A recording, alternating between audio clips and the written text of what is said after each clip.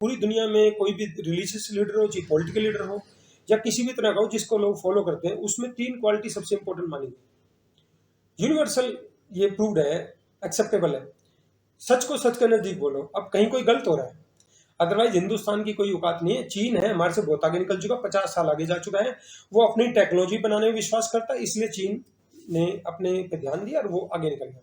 हम आज भी कबाड़ इसलिए हैं कि यहाँ रिसर्च इन्वेंशन इनकी कोई कदर नहीं है, तो हम छोटी छोटी चीजों पे दूसरों देशों पे डिपेंडेंट है। और इजराइल जैसे लोग, अमेरिका जैसे लोग टेक्नोलॉजी बेचेंगे, हथियार बेचेंगे, पहले पाकिस्तान को बेचेंगे, फिर कहेंगे उसको, कहेंगे भैया हिंदुस्तान के ये बन जाएगा, फिर पाकिस्तान को यहाँ आएंगे कि भाई साहब हो जी पाकिस्तान आगे निकल जाएगा, तुम ले लो, फिर उनको करके उनको बेचेंगे, ऐसे चलता है।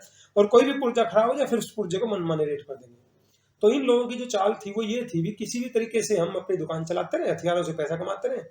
लेकिन आज जो ईरान ने हिम्मत दिखाई है, भारत का जो स्टैंड होना चाहिए था भी, जो ईरान के साथ गलत हो रहा है, देखो मानवता भी एक सबसे बड़ी चीज होती है, पॉलिटिक्स भी उससे नीचे रह जाती है। सोचो निर्दोष बच्चों को मारना, निर्दोष नागरिकों को मारना कितना खतरनाक है।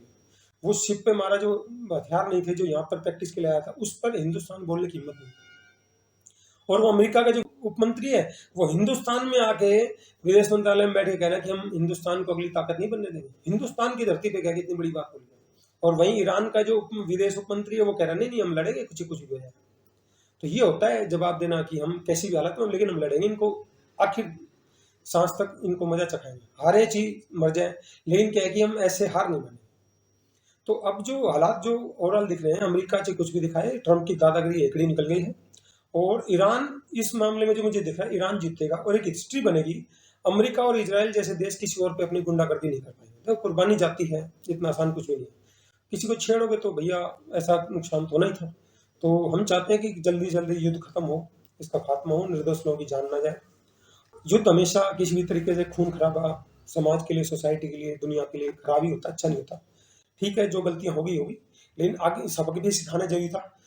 ओवरऑल जो लोगों का नुकसान हुआ, इन सबको हम उनकी आत्मा के लिए, शांति के लिए प्रार्थना करते हैं कि ईश्वर अल्लाह वाहिगुरु स्वामी से सब उनकी आत्मा को शांति दे और भविष्य में ऐसी घटनाएं ना घटे।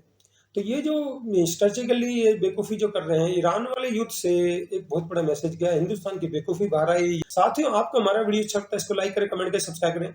आपको हमारे वीडियो में कभी कमी लगती है, इंप्रूवमेंट लगता है, सजेशन लगता है, आप हमें कमेंट सेक्शन में जाकर जरूर बताएं, ताकि भविष्य में हम जो भी जानकारी लेकर आपको बेहतर से बेहतर जानकारी दे सकें। धन्यवाद, जय हिंद।